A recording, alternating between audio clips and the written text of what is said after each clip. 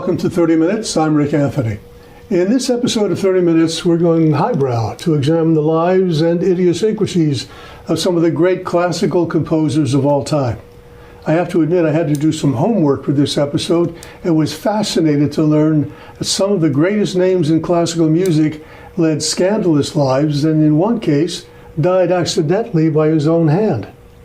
Fortunately, today's guest is well versed in the lives of the men who wrote, played, and conducted some of the greatest music ever composed.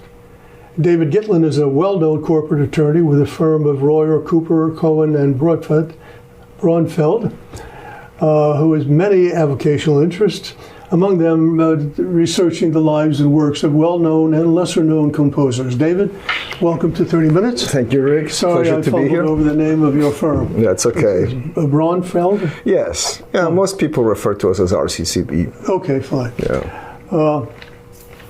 I was really looking forward to this one because, as I said, I really had to do my research. I'm sorry I gave you homework. No. What's the connection between the law and classical music? There's no discernible connection that I can think of, other than the fact that being a broad-minded, intellectually curious person cannot hurt in terms of being a good lawyer. Yeah, but what was your introduction to classical music? Do you play an instrument? So I sadly no. I took lessons, but I was born with two left hands. So my dad is a very talented individual. He plays the piano very nicely. He draws. He paints beautifully. And you got none I got the ability to appreciate it, but not the ability to do it. And so he once told me there are two kinds of people in the world: those who do and those who critic. Mm-hmm. Right. So I fall squarely in the critic side of things. You took your interest in classical music to up a notch when you started a podcast, with another attorney in Zurich. Tell me about that. Yeah. So that's really a very satisfying story. I met Andreas working on an M&A deal. He was a part-time in-house lawyer at one of my clients in Switzerland. And we were working on this deal together. And all on Zoom. It was during the pandemic. I never met him in person. I never met him before either. And after the deal closed, he sent me a very nice email saying, he enjoyed working with me, and he was very Swiss. He took the liberty of looking at my bio, and he saw I was a classical music lover, and so he wanted to tell me that his other job is that of a composer, a conductor, and a pianist. And he sent me a bunch of YouTube videos of his work, which I thought was really cool. And so we started corresponding about classical music, and this corresponding just kept flowing back and forth for several months. And then one time he called me and he said, "Listen, I'm enjoying our exchanges very much." I told him I was very flattered because he was a professional. I was just a fan. And he says, "No, I have a proposition. Would you like to partner with me to do a series of video chats about classical music?" And I had no idea how to do it, but I said sure. So I turned to a friend of mine who's a film and TV director, and he said, "Oh, no problem. We'll coach you and we'll get you an editor." And we started coming up with topics and filming it, and the editor put some graphics and videos and photos in this and created half an hour or so video cast. So we opened our own YouTube channel, and we now have 5 videos in there. And it's a lot of fun. Mm-hmm. B, it really created a very nice relationship between us. I mean, we've become good friends. We've since then visited him and his lovely family in Zurich, and we feel very close. And it just came out of nowhere, right? Came out of just an M&A deal. Mm-hmm. So I'm very pleased with that. I started wondering whether the correlation between the sadness that some of them had in their lives and the genius is there, in your research and experience, what's the connection between that? Well, I mean, from a saying that you can't be a great poet unless you're You struggle. sad, Yeah. right? So there's something to it, right? I mean, music conveys emotion, and people convey their emotions into music. Mm-hmm. So, for sure, not everybody, had tragic, sad lives, but many did. Also, it was a time when, people got sick. Medical advances hadn't been made. Talking about promiscuous, right? Syphilis was prevalent. Mm-hmm. There are a number of composers who either had syphilis and suffered from it terribly, or died from it. Right. So you have circumstances where, people are struggling financially, are struggling with illness, mm-hmm. and they still have this genius, and they have this need to compose. Schubert is a great example, right? So Schubert is one of my favorite composers. First of all, he wrote some of the most absolutely stunningly gorgeous music. His lyricism is unparalleled, and he wrote, hundreds, close to 1,000, or even a little over 1,000 composition in his life. He died when he was 31 years old. I mean, think about the output in 31 years, and then take into account that the last 4 or 5 years, he was really ill. He had syphilis. He was very sick, and he was completely penniless. He didn't own a piano. Sometimes he didn't have a place to live. He crashed on people's mm-hmm. friends' couches. And all with those horrible circumstances, he still managed to compose hundreds of absolutely stunning compositions, many of which were discovered only after his death. So you take his art and his output and his life, and you say, how is that even possible? Mozart, he seems almost regal, and yet from what I read, he lived in squalor. His reputation was he was a messy man. Well, there are a lot of myths about Mozart. First and foremost, the one in the film Amadeus, which is a wonderful film and incredibly entertaining, but is based on a false premise that he was essentially killed indirectly by Salieri. There's mm-hmm. no basis to that. It's just that is just a complete made-up story, but it's a wonderful story. I read that he wrote the overture to Don Giovanni the morning of the premiere, and he was coming off of a really bad hangover. Right. Now, is that fiction? Well, so that is, or is that Mozart? Okay, so the true story is that he didn't write it the morning of the performance. He wrote it the night before. Oh, I see. Right? By his own account, he said he wrote it the night before after going out with friends. There's no mentioning that he was stoned mm-hmm. or anything like that. But he wrote it late at night. It took him 3 hours. Now, again, how is it possible? It's possible when you're talking about mm-hmm. that level of genius. Probably could have done it in 2 if he'd been sober. Well, yeah, maybe. I mean, if you hear the overture, it's almost impossible to think of somebody creating it in 3 hours. But he was reputed that as a young child, he was able to listen to complicated pieces of music and recreate them from just one time listening to them. That is incredible. Vivaldi, yes, I read, was a priest at age 15. He was a priest.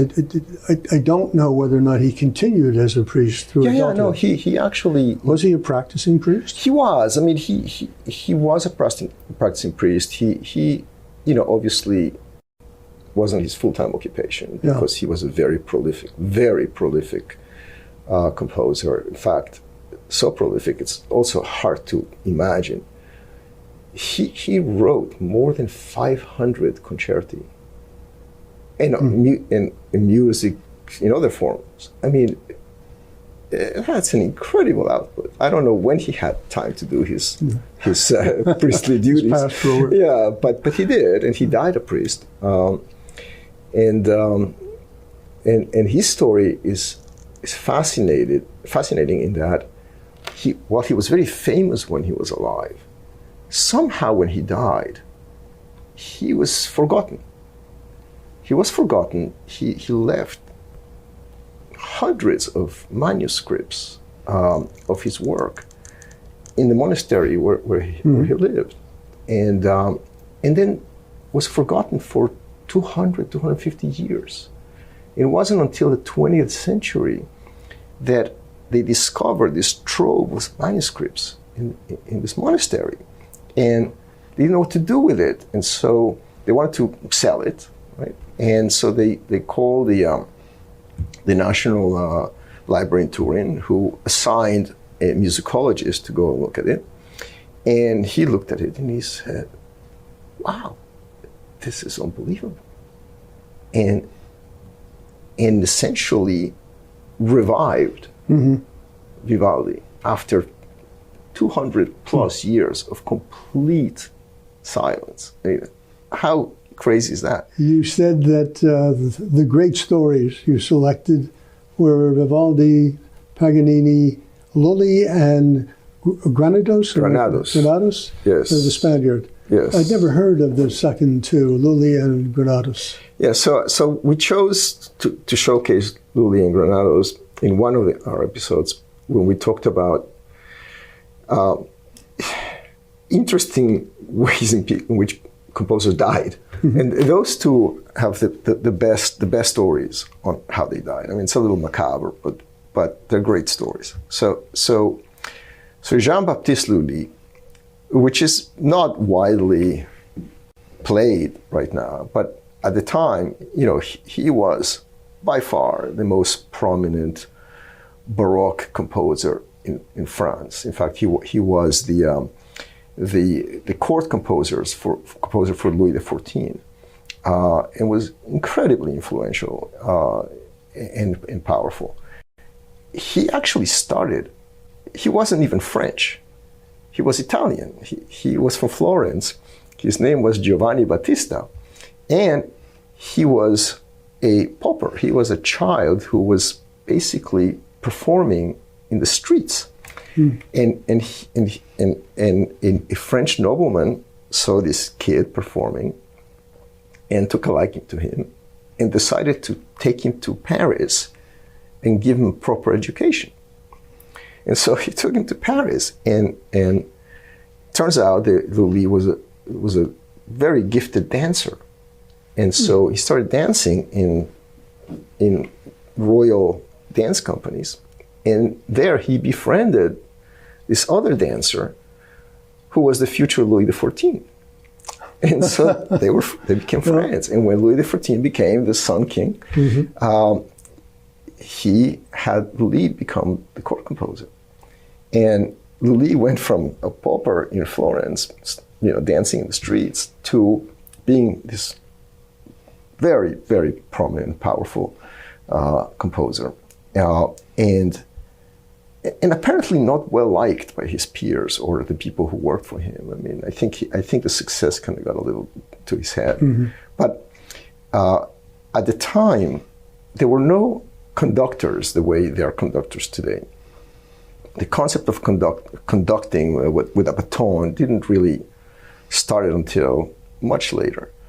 The way things were conducted at the time was usually the composer would keep the tempo by having kind of a heavy baton that he would strike on the wood floor to keep the tempo. And so you hear the composition, and you hear the baton, the big mast, stricken and keeping the tempo. Well, in one occasion, Lully was doing just that, and I guess he got a little too excited, and he slams his mast into his foot, And at the time they wore this little kind of effeminated, little dainty, pointy thing, and he slams it, and apparently he did some damage and broke the skin, may have broken a couple of bones, but he refused treatment. He kept going, and he just didn't want to be treated. And he got infected, and it became to a point where he started developing gangrene. And the doctors told him that they have to amputate him, otherwise he would die. And he famously said, "I would rather die than not be able to dance," and refused to get amputated, and he died. Now, Granados is a tragic story. Really tragic. I mean, it's just like bad luck after bad luck. So Enrique Granados was a prominent Spanish pianist and composer. He composed some very beautiful music and piano music, and he was invited to do a series of concerts in the United States, including a concert for President Wilson. So he was a well-known figure. So he comes over to the United States. He has a series of concerts. They're apparently very successful, and he's being asked to do just one more concert. And he somehow agreed to do one more concert, and as a result of that, he misses his boat back to Europe. Yes. And he has to take a different boat, but now he has to take a boat that takes him to England first, and then from England to Spain. So it's just like missing an airplane, right? Yes. So he and his wife take the boat to England, and it's fine. And then from England, they had to take the boat to Spain. And on the way, the Germans bombed the boat, right? Now, half the boat was destroyed, and the other half was not. His chamber was in the place that was not destroyed, but he happened to be on the other side, right? So anyway, so the boat is obviously damaged. They had to evacuate him. So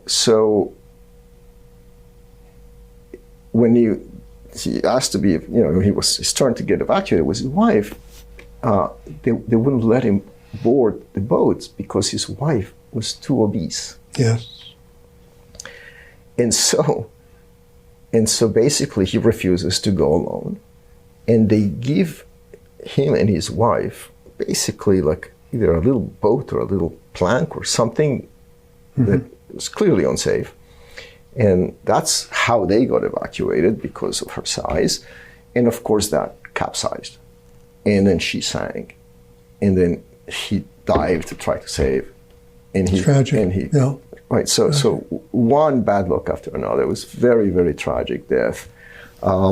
Ironically, his son, who was essentially named Enrique Granados Jr., was a champion swimmer. But he wasn't there. No, of course not. Or he was the other boat. He probably stayed in Spain. He didn't go to the United States. This is really fascinating, and I haven't covered most of the questions, all this research, and we're running out of time. Yeah. I'd love to have you come back. Sure. If you're interested, because there's so many other stories. I'll dress up next time. And the music, all of it is so beautiful. My guest today has been David Gitlin, who obviously is an expert in the classics and those who are responsible for it. Until next time, this is Rick Anthony. Take very good care of yourselves.